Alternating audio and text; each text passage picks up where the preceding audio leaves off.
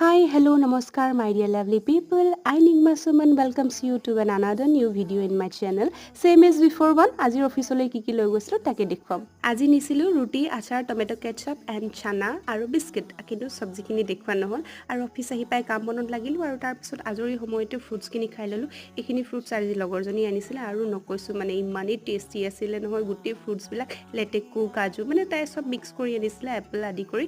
বদমাজনীক মই জুঠা পানীখিনি নাখাবলৈ কৈছিলো মোৰ কাহ চৰ্দি হৈ থকাৰ কাৰণে তাই মানে নামানে নৰ্মেল ডেজত খায় তো এতিয়াও খাব মানে একো ঘিন চিন নাই আৰু মই অন্য এটা বটলত তুলসী পানী লৈ গৈছিলোঁ অৱশ্যে ডেইলি মোৰ তুলসী পানী থাকেই আৰু এয়া মোৰ ইমানেই মাথা বিষাইছিলে আজি অফিচৰ পৰা আহোঁতে সেয়া বৌ আছিলে সি ওচৰৰে বৌক মালিচ কৰিব দি দিলোঁ আৰু এয়া চব মোৰ সহায়িকা ইমান সহায়িকা মোৰ দেখিছে বাৰু আজিৰ ভিডিঅ'টো ইমানতে সামৰিলোঁ আপোনালোকে কেনে পালে চাই জনাব আৰু ভালে থাকক বাই আকৌ লগ পাম